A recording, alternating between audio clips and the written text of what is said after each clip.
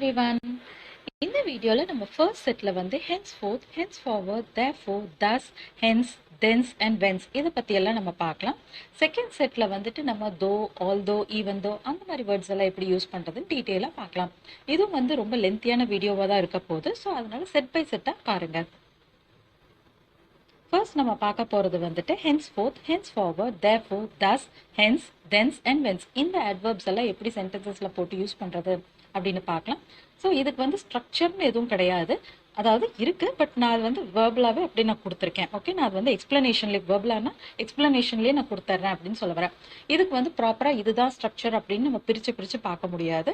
அதனால எப்பவுமே வந்து பேசிக் சென்டென்சஸில் தரவாக இருந்தோம் அப்படின்னா இதோட பொசிஷன் மட்டும் பார்த்துக்கிட்டோம்னா போதும். ஸோ பேசிக் சென்டென்ஸ் இருக்கு இல்லைங்களா, அந்த கிராமட்டிக்கல் ஸ்ட்ரக்சர்ஸில் தரவாக இருந்தோம்னாலே போதும். இந்த அட்வர்ப்ஸ் எல்லாம் எந்த பொசிஷனில் போடணும்னு நான் வச்சுட்டு ஈஸியாக போட்டு யூஸ் பண்ணலாம். ஃபர்ஸ்ட் நம்ம பார்க்க போகிறது வந்து henceforth or henceforward. ஸோ இது ரெண்டுமே வந்துட்டு யூசேஜில் இருக்கிறது தான். ஆனால் வந்து henceforth அப்படிங்கிறது கொஞ்சம் அதிகமாக இருக்கும் யூசேஜில். இது ரெண்டுமே வந்து பார்த்தோம் அப்படின்னா பெரும்பாலும் வந்து ஃபார்முலா பேசுகிறோம் இல்லைங்களா, அதாவது அஃபிஷியல் டாக்குமெண்ட்ஸ், அஃபிஷியல் அனௌன்ஸ்மெண்ட் அந்த மாதிரி எல்லாம் இடங்களெல்லாம் பார்த்தோம்னா இந்த மாதிரி வார்த்தைகளை, இந்த அட்வர்ப்ஸ் எல்லாம் போட்டு பேசுவாங்க. இதுக்கு அர்த்தம் என்னன்னா இனிமேல், இனிமேல் அப்படின்ற அர்த்தம். ஓகே, henceforth or henceforward ரெண்டில் எது வேணாலும் யூஸ் பண்ணலாம். ஆனால் யூசேஜ் படி பார்த்தோம் அப்படின்னா henceforth அப்படிங்கிறது கொஞ்சம் அதிகமாக யூசேஜில் இருக்கக்கூடியது. ஸோ இது யூஸ்வலாக வந்து பார்த்தோம் அப்படின்னா சென்டென்ஸோட ஸ்டார்டிங்கில், நடுவில், எண்டில் அந்த மாதிரி போட்டு பேசுவோம். இனிமேல் சூப்பர்வைசர்ஸ் நேரடியாக மேனேஜரிடம் ரிப்போர்ட் செய்வார்கள். ஸோ henceforth or henceforwardோட மீனிங் வந்து பார்த்தோம்னா இனிமேல், இந்த தருணத்திலிருந்து, இந்த நொடியிலிருந்து, இந்த செகண்ட்லேருந்து அப்படின்னு சொல்கிறக்கெல்லாம் யூஸ் பண்ணுவோம். henceforth supervisors will report directly to the manager. So ஸ்டார்டிங்கில் போட்டோம் அப்படின்னா எப்பவுமே இந்த henceforth அப்படின்னு போட்டுட்டு ஒரு கமா போடணும். இதுதான் வந்து ப்ராப்பரான ஒரு கிராமட்டிக்கல் ரூல். ஆனால் இப்போ எழுதுறவங்கெல்லாம் பார்த்தோம் அப்படின்னா ரைட்டர்ஸ் எல்லாம் வந்து இவ்வளோ எல்லாம் கிராமர் பார்க்கணும்னு அவசியம் கிடையாது அப்படின்னு சொல்லிட்டு இந்த கமா வந்து போடாமையும் எழுதுவாங்க. Okay, henceforth supervisors will report directly to the manager இப்படியும் சொல்லலாம். இல்லைன்னா supervisors will report directly to the manager henceforth அப்படியும் சொல்லலாம். அவர்தான் கம்பெனியை இனிமேல் நடத்த போவதாக அவர் அறிவித்தார். அதாவது வந்து என்னன்னா தான் நடத்த போறதா அவங்க சொன்னாங்க அப்படின்ற மாதிரி. ஸோ அவங்களே இனிமேல் வந்து கம்பெனி நடத்துவாங்க அந்த மாதிரி அர்த்தத்தில் கொடுத்துருக்கேன். ஸோ இது வந்து ஒரு பெண் சொல்ற மாதிரி கொடுத்துருக்கேன். ஸோ இந்த சென்டென்ஸ் படி பார்த்தோம்னா henceforward வந்துட்டு henceforward or henceforth வந்து ஸ்டார்டிங்ல போட்டுறக்கூடாது, மீனிங் மாறி போயிடும். ஸோ இது எப்படி எழுதணும்னா அவர் அறிவித்தார், she announced, என்ன அறிவிச்சாங்க, that henceforth she would be running the company. So henceforth அப்படிங்கிறது இங்கே போடலாம், இல்லைன்னா எண்டில் போடலாம். ஸோ இந்த henceforth வந்து முன்னாடி போட்டுட்டோம் அப்படின்னா henceforth she announced அப்படின்னு வந்துருச்சுன்னா மீனிங் என்ன ஆகும், இனிமேல் அவர் அறிவித்தார், இனிமேல் அவர் அறிவித்தார். ஏதாவது மீனிங் வருதா, எதுவும் வரல. ஸோ எப்பவுமே இந்த மாதிரி சென்டென்சஸ் எல்லாம் வரும்போது, அதாவது இந்த ரிப்போர்ட்டட் ஸ்பீச் வரையெல்லாம் வரும்போது ரொம்ப கேர்ஃபுல்லாக யூஸ் பண்ணணும். ஓகே, அந்த ஃபர்ஸ்ட் அவங்க யார் என்ன ரிப்போர்ட் பண்ணுறாங்களோ அதை அவங்கள பற்றி சொல்லிட்டு அப்புறமா அவங்க என்ன ரிப்போர்ட் பண்ணாங்களோ அதை தான் போட்டு பேசணும். ஓகே, இல்லை ரொம்ப குழப்பமாக இருந்ததுன்னா எண்டில் கூட போட்டுக்கலாம். she announced that henceforth she would be running the company அப்படின்னு சொல்லலாம். இல்லைன்னா she announced that she would be running the company henceforth அப்படியும் சொல்லலாம். ஸோ இந்த இடத்துல வந்து நீங்கள் கமா போட்டிங்கனாலும் ஓகே தான். ப்ராப்பரான ஒரு இதில் வந்து பார்த்தோம்னா கமா போடணும். ஆனால் இப்போ வந்துட்டு நிறைய பேர் வந்து கமா போடாமையும் எழுதுறாங்க, அதனால நான் இப்படியும் கொடுத்துருக்கேன். இனிமேல் உன்னிடம் பொய் சொல்ல மாட்டேன் என்று சத்தியம் செய்கிறேன். ஸோ henceforward போடலாமா, henceforth பதிலான தாராளமாக போட்டு யூஸ் பண்ணலாம், எது வேணாலும் யூஸ் பண்ணலாம். இனிமேல் உன்னிடம் பொய் சொல்ல மாட்டேன் என்று சத்தியம் செய்கிறேன், அதாவது இத்தனை நாள் பொய் சொன்னது போனது போகட்டும், இனிமேல் உங்ககிட்ட நான் பொய் சொல்ல மாட்டேன் அப்படின்னு ப்ராமிஸ் பண்றேன் அப்படின்ற மாதிரி சொல்றாங்க. I promise never to lie to you henceforth. இல்லைன்னா henceforth ஸ்டார்டிங்லேயும் போடலாம். henceforth I promise never to lie to you. இனிமேல் நீங்கள் மீட்டிங்ஸ்க்கு சரியான நேரத்திற்கு வருவீர்கள் என்று எதிர்பார்க்கிறேன். இதுவும் அதே மாதிரி தான், போனது போகட்டும், இனிமேலாச்சும் நீங்க வந்து மீட்டிங்ஸ்க்கு சரியான நேரத்துக்கு வருவீங்கன்னு நான் எதிர்பார்க்கிறேன் அந்த மாதிரி சொல்றது. henceforth I expect you to be punctual for meetings. இல்லைன்னா எண்ட்லையும் போட்டு பேசலாம். I expect you to be punctual for the meetings henceforth. அவன் இனிமேல் நன்றாக நடந்து கொள்வதாக சத்தியம் செய்திருக்கிறான். He has promised to behave better henceforth. ஆக்சுவலாக இது வந்து பார்த்தோம்னா ஒரு கம்பேரிட்டிவ் ஃபார்ம் மறைஞ்சிருக்கு. ஓகே, அதாவது இப்போ அவன் எப்படி பிஹேவ் பண்ணிட்டு இருக்கிறானோ அதை காட்டில் சிறப்பாக பிஹேவ் பண்ணுறதா அவன் ப்ராமிஸ் பண்ணியிருக்கான் அப்படின்னு சொல்கிறோம். ஸோ ஆட்டோமேட்டிக்காக ஒரு கம்பேரிட்டிவ் ஃபார்ம் வந்துடுது. யூஸ்வலாகவே வந்து அந்த இஆர் ஃபார்ம்ஸ் எல்லாம் வந்துட்டு நம்ம யூஸ் பண்ணுவோம். For example dollar, smaller, shorter, அதெல்லாம் வந்து டிஃப்ரென்ஸ் இல்லைங்களா? அதாவது அது டிஃப்ரென்ஸ் இல்லை டிஃப்ரெண்ட். ஸோ அது வந்து எப்படி இருக்கும்னா இந்த மாதிரி இதை விட இது உயரம், இதை விட இது வந்து குட்டியாக இருக்கு, அந்த மாதிரி சொல்றதுக்கு நம்ம யூஸ் பண்ணுவோம். இந்த இடத்துல வந்து சிறந்த, இப்போ இருக்கிற விட சிறப்பாக, அந்த சிறப்பாக அப்படின்னு வரும்போது அந்த மாதிரி கம்பேரிட்டிவ் ஃபார்ம் வரும்போது பெட்டர் அப்படின்ற வார்த்தையை தான் நம்ம யூஸ் பண்ணணும். Okay, he has promised to behave better henceforth. இல்லைன்னா henceforth ஸ்டார்டிங்லேயே போட்டு பேசலாம். henceforth he has promised to behave better. ஆணைப்படி இனிமேல் தான் ஆட்சி செய்ய போவதாக அவர் அறிவித்தார். He announced that henceforth he would rule by decree. Decree அப்படின்றது ஒன்றும் கிடையாது, லா அப்படின்றது அர்த்தம். அதாவது சட்டம் இருக்கு இல்லைங்களா, அது பிரகாரம் தான் நான் இனிமேல் ரூல் பண்ணுவேன், ப்ராப்பராக ரூல் பண்ணுவேன், அந்த மாதிரி சொல்றது. Okay, degree. ஸோ இந்த இடத்துல வந்து பார்த்தோம்னா இதுவும் மேலே பார்த்த சென்டென்ஸ் மாதிரி தான். இந்த இடத்துல henceforth அப்படின்றது வராது. அதாவது இனிமேல் நான் அறிவித்தேன் அப்படின்றது வராது. சாரி, அவர் அறிவித்தார்னு வராது. He announced that. ஸோ அவர் அனௌன்ஸ் பண்ணாரு. என்னன்னு அறிவிச்சாரு? இனிமேல் அவர் வந்து டிகிரி பிரகாரம், அதாவது ஆணைப்படி ஆட்சி செய்யறதா அவர் வந்து சொல்லியிருக்காரு அப்படின்ற மாதிரி அனௌன்ஸ் பண்ணியிருக்காருன்னு சொல்றோம். ஓகே, ஒன்று இது இந்த இடத்துல henceforth வரணும், இல்லைன்னா எண்ட்ல போடணும். ஓகே,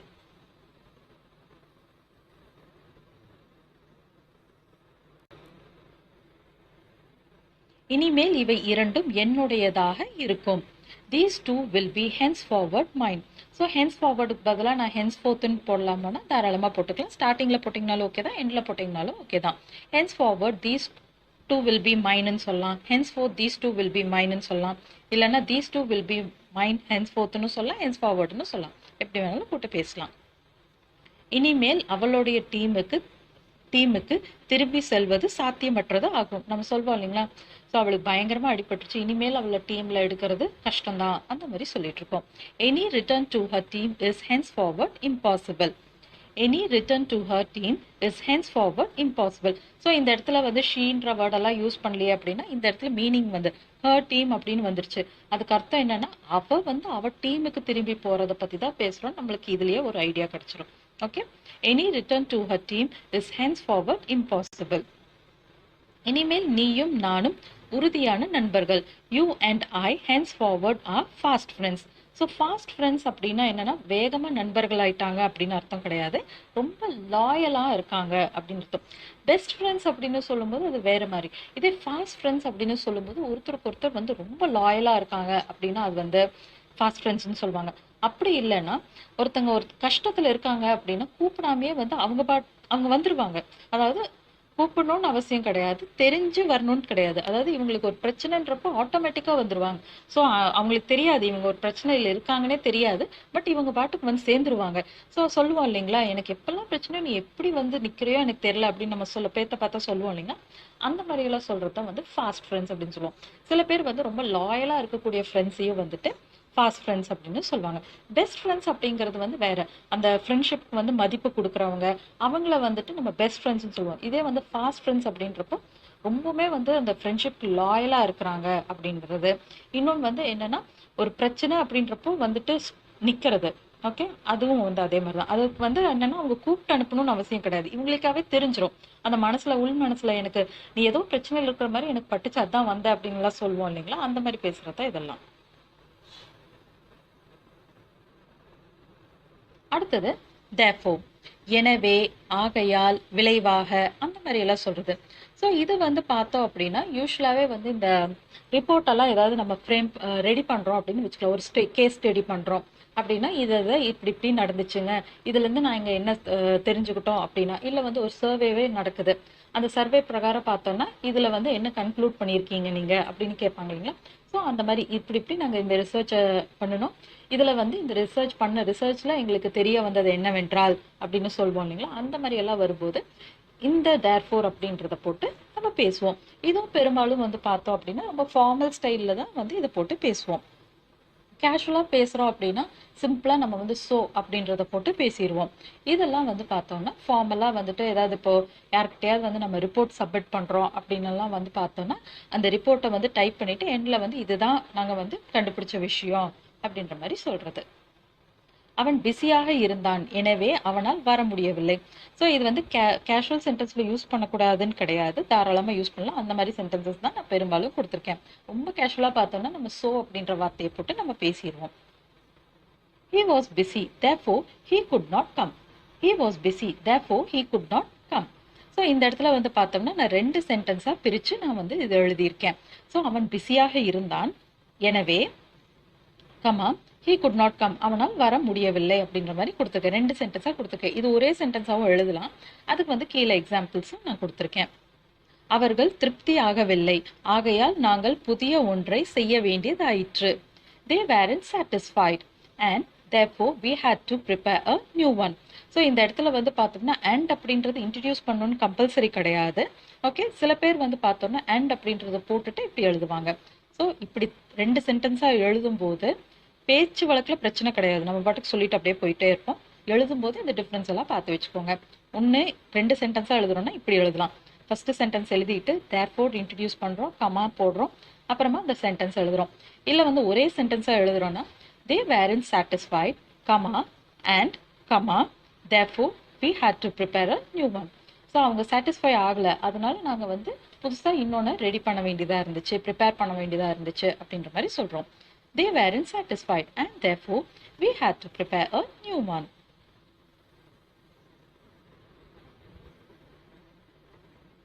அவனுக்கு ஒரு கால் உடைந்து இருக்கு, ஆகையால் அவனால் நடக்க முடியாது. ஸோ அவனால் ஏன் நடக்க முடியாது அப்படின்னா அவனுக்கு ஒரு கால் உடஞ்சிருக்கு, அதனால நடக்க முடியாது. ஃப்ராக்சர், இப்போ அந்த எலும்பு கூடிருச்சுன்னா அவனால் நடக்க முடியும், இப்போ அவனால் நடக்க முடியாது, அந்த மாதிரி சொல்கிறோம். he has a broken leg, therefore he can't walk. he has a broken leg, therefore he can't walk. இல்லை வந்து he has a broken leg, comma and comma therefore he can't walk. அதாவது ஒரே சென்டென்ஸாகவும் எழுதலாம். இன்னும் வந்து செமிகோலன் போட்டு எழுதுகிற ஸ்டைலும் இருக்குது, அதுவும் நான் வந்து கீழே எக்ஸாம்பிள்ஸ் கொடுத்துருக்கேன். ஓகே, இப்படி 2 சென்டென்ஸாக பிரிச்சும் எழுதலாம். எங்களிடம் போதிய பணம் இல்லை, ஆகையால் எங்களால் அந்த காரை வாங்க இயலாது. we don't have enough money and therefore we can't afford to buy that car. So இந்த மாதிரி ஒரே சென்டென்ஸாக எழுதும்போது அண்ட் போட்டுட்டு கமா போட்டுட்டு அப்புறம் therefore அகெயின் ஒரு கமா அப்புறம் எழுதுறோம். ஓகே, ஃபர்ஸ்ட் சென்டென்ஸ் எழுதுறோம், comma and comma therefore comma அப்புறம் இப்படி எழுதுறோம். சாம் 1 வருடம் இங்கே தங்கினான், ஆகையால் திரும்புகிறான். ஸோ சாம் ஏன் வந்து திருப்பி போகிறான் அப்படின்னா 1 வருஷம் இங்கே இருந்துட்டான்ல, இப்போ ஊருக்கு கிளம்புறான் அந்த மாதிரி சொல்கிறோம். ஸோ இப்போ பார்க்கலாம், இந்த தேர்ஃபோர் அப்படிங்கிறது சிங்கிள் சென்டென்ஸாகவே எழுதலாம். அதாவது மேலெல்லாம் வந்து 2 சென்டென்ஸாக பிரித்து எழுதணும், ஒரே சென்டென்ஸாக எழுதும்போது அண்ட் இன்ட்ரடியூஸ் பண்ணி அப்புறம் எழுதணும். இப்போ வந்து அண்ட் இல்லாமையும் எழுதலாம், அப்போ வந்து நம்ம செமிகோலனை யூஸ் பண்ணுவோம். Okay, Sam stayed here for a year, semicolon therefore he is leaving, இப்படி எழுதலாம். இல்லை வந்துட்டு 2 சென்டென்ஸாக எழுதுறோம் அப்படின்னா Sam stayed here for a year, therefore he is leaving, இப்படியும் சொல்லலாம். இல்லை அண்ட் இன்ட்ரடியூஸ் பண்ணி ஒரே சென்டென்ஸாக எழுதுறோம் அப்படின்னா Sam stayed here for a year, comma and comma therefore comma he is leaving, அப்படி எழுதலாம். ஸோ ஒன்று செமிகோலன் போட்டுட்டு அண்ட் கமாவை வந்து தூக்கிடலாம், இல்லை வந்து இப்படியும் எழுதலாம், இல்லை வந்துட்டு இப்படி 2 சென்டென்ஸாகவும் எழுதலாம். இந்த ஸ்ட்ரக்சர்ஸ் எல்லாம் ஞாபகம் வச்சுட்டு தான் யூஸ் பண்ண முடியும். அவர் போலாந்து நாட்டை சேர்ந்தவர், ஆகையால் அவர் ஒரு பாலிஷ். நம்ம வந்து போலாந்து நாட்டை சேர்ந்தவங்க, இப்படி வந்து இந்தியா நாட்டை சேர்ந்தவங்கள இந்தியன்ஸ் அப்படின்னு சொல்கிறோம் இல்லைங்களா. பிரிட்டிஷ் நாட்டுக்காரங்களை வந்து பிரிட்டிஷ் அப்படின்னு சொல்லுவோம், சில பேர் வந்து பிரிட்டிஷர்ஸ் அப்படின்னு சொல்லுவாங்க. ஸோ அந்த மாதிரி போலாந்து நாட்டுக்காரங்களை வந்து பாலிஷ் அப்படின்னு சொல்கிறோம். he is from Poland, therefore he is Polish. and போடுறோம் அப்படின்னா he is from Poland and comma, அதாவது போலாண்டுக்கு அப்புறம் ஒரு கமா, அப்புறம் and அப்புறம் comma, therefore comma he is Polish, அப்படி எழுதலாம்.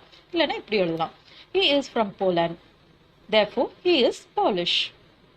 ஸோ பேச்சு வழக்கில் பார்த்தோம்னா நம்மளுக்கு இந்த 2 சென்டென்ஸுமே டிஃப்ரென்ஸ் தெரியாது, எழுதும்போது தான் நம்மளுக்கு வந்து இப்படியெல்லாம் எழுதணும். அடுத்தது வந்து thus, இதனால், இவ்வாறு, இப்படி, இதுவும் வந்து அதே மாதிரி தான். ஸோ இது நடந்துச்சு, அதனால இப்படி நடந்துச்சு, அந்த மாதிரியெல்லாம் போட்டு நம்ம பேசுறது. இதுவும் வந்து பார்த்தோம் அப்படின்னா வந்துட்டு ஒரு ரிப்போர்ட் நம்ம சப்மிட் பண்ணும்போது நாங்கள் இப்படியெல்லாம் ரிசர்ச் பண்ணணும், இந்த ரிசர்ச்சோட ரிசல்ட் வந்து பார்த்தோம்னா இதுதான், நாங்கள் இப்படி தான் நாங்கள் வந்து இதை கன்க்ளூட் பண்ணுறோம், இந்த முடிவுக்கு நாங்கள் வந்திருக்கோம், இதெல்லாம் வச்சு பார்த்தா நாங்கள் இந்த முடிவுக்கு வந்திருக்கோம், அந்த மாதிரி சொல்கிறது. இதுவும் வந்து கேஷுவல் ஸ்டைலில் வந்து பார்த்தோம் அப்படின்னா சிம்பிளாக வந்து ஸோ அப்படின்றது போட்டு நம்ம வந்து பேசிக்கலாம். அவர் சரியாக வேலை செய்யவில்லை, இதனால் அவர் வேலையிலிருந்து நீக்கப்பட்டார். He didn't work hard, thus he was fired. He didn't work hard, thus he was fired. சிம்பிளா வந்து பார்த்தோம்னா he didn't work hard, so he was fired அப்படியும் சொல்லிக்கலாம். இந்த பில்டிங் எங்களுக்கு சொந்தமானது இல்லை, இதனால் இதற்கு பெரிய மாற்றங்கள் செய்வது எங்களுக்கு சாத்தியமில்லை. நம்ம சொல்லுவோம் இல்லைங்களா, நீங்க இப்படி எல்லாம் வந்து ஆல்டர் பண்ணிட்டீங்கன்னா வசதியா இருக்கும் இல்லைங்க அப்படின்னு நம்ம ஒரு கம்பெனியை பார்த்து சொன்னோம்னா, இல்லைங்க இது எங்களோட சொந்த பில்டிங் கிடையாது, நாங்க வந்து லீஸ்க்கு எடுத்திருக்கோம் இல்லை வாடகைக்கு இருக்கோம், அதனால இந்த மாதிரி சேஞ்சஸ் எல்லாம் பண்ண முடியாது, சின்ன சின்ன ஆல்ட்ரேஷன்ஸ் வந்து நாங்க பண்ணிக்கலாமே தவிர இப்படி இவ்வளவு பெரிய மேஜர் ஆல்ட்ரேஷன்ஸ் எல்லாம் நாங்க பண்ண முடியாது அப்படின்னு சொல்லுவாங்க. அந்த மாதிரி இந்த சென்டென்ஸ் கொடுத்துருக்கேன். we don't own this building, we don't own this building, அதாவது இந்த பில்டிங்கை வந்துட்டு எங்களுக்கு சொந்தமானது கிடையாது அப்படின்னு சொல்றோம். thus it would be impossible for us to make any major changes to it. thus it would be impossible for us to make any major changes to it. மிகவும் திறமையான தொழிலாளர்கள் மத்தியிலும் சிலர் அதிக திறனுடன் இருப்பார்கள். அதாவது நம்ம சொல்வோம் இல்லைங்களா, எல்லாருமே வந்துட்டு பயங்கர ஸ்கில்டு பீப்புள் தான், அதுலேயும் வந்து பார்த்தோம் அப்படின்னா இவங்க 2 பேரும் பயங்கர ஃபாஸ்ட்டாக செய்வாங்க, ரொம்ப வந்துட்டு ஸ்கில்ஸ்லேயே வந்து இவங்களது இன்னுமே வந்து எக்ஸ்ட்ராடினரியாக இருக்கும் இவங்களோட ஸ்கில்ஸ், அந்த மாதிரி சொல்வோம் இல்லைங்களா, அந்த மாதிரி இந்த சென்டென்ஸ் கொடுத்துருக்கேன். இதனால் அதிக ஊதியம் பெறுகிறார்கள். Even in a highly skilled work force அப்படின்னா வந்துட்டு அந்த ஒர்க் பண்ணக்கூடிய பீப்புள் எல்லாத்தையும் சேர்த்து அப்படியே ஒர்க் ஃபோர்ஸ் அப்படின்னு சொல்கிறோம். ஓகே, அந்த எம்ப்ளாயீஸ் எல்லாத்தையும். Even in a highly skilled work force some people will be more capable and thus better paid than others. So இந்த இடத்துல பாருங்க ஒரே சென்டென்ஸாக நம்ம எழுதியிருக்கோம். ஓகே, இது வந்து ஃபுல் ஸ்டாப் அப்படின்னு போட்டு தஸ் எழுதி அதுக்கப்புறம் வந்துட்டு நம்ம கமா போட்டு எழுதினோம்னாலும் ஓகே தான். Okay, even in a highly skilled workforce some people will be more capable and thus better paid than others. இல்லைன்னா they are getting better paid than others. Okay, they are getting better paid than others. அந்த they are அப்படின்ற they are getting எல்லாம் வந்துட்டு நம்ம ஏன் இதில் எழுதலை அப்படின்னா எழுதணும்னு அவசியம் கிடையாது. போக போக வந்து பார்த்தோம் அப்படின்னா நம்ம அந்த வேர்ட்ஸ் எல்லாம் வந்து எப்பவுமே ஸ்போக்கனில் வந்து பார்த்தோம்னா அந்த வேர்ட்ஸ் அதிகமாகவே இருக்கக்கூடாது. நம்ம என்ன கம்யூனிகேட் பண்ணணும்னு நினைக்கிறோமோ ஷார்ட் அண்ட் ஸ்வீட்டாக சொல்லணும் எப்பவுமே. Okay, even in a highly skilled workforce some people will be more capable. So இந்த இடத்துல பாருங்க கம்பேர் பண்றோம், அதாவது இவங்களை காட்டிலும் கொஞ்சம் அதிகமாகவே இருப்பாங்க அப்படின்ற மாதிரி. யூஸ்வலாக அந்த கம்பேரிட்டிவ் ஃபார்ம்ல வந்து பார்த்தோம்னா இஆர் ஃபார்ம்ஸை யூஸ் பண்ணுவோம். Okay, bigger, dollar, smaller, shorter, அந்த மாதிரி வீக்கர், ஸ்ட்ராங்கர், அந்த மாதிரி. இந்த சில வேர்ட்ஸுக்கெல்லாம் வந்து இந்த இஆர் ஃபார்ம்ஸ் வந்து போட்டு யூஸ் பண்ணக்கூடாது, இஆர்ல எண்ட் ஆகாது. அப்போ எல்லாம் வந்து பார்த்தோம்னா இந்த மோர் அப்படின்றத போட்டு பேசுவோம். More beautiful, more difficult, more capable, அந்த மாதிரிலாம். ஸோ அந்த ஸ்டைல் தான் இங்கே யூஸ் பண்ணியிருக்கோம். Okay, more capable and thus better paid than others.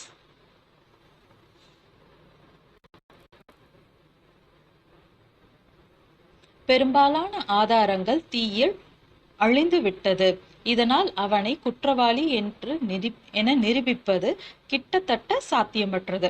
அதாவது முழுக்க இம்பாசிபிள்னு சொல்ல கிட்டத்தட்ட சாத்தியமற்றது அப்படின்னு சொல்றோம். ஏன்னா வந்து எவிடன்ஸ் எல்லாம் அழிஞ்சு போச்சு அப்படின்னு சொல்றோம். Most of the evidence was destroyed in the fire. Most of the evidence was destroyed in the fire.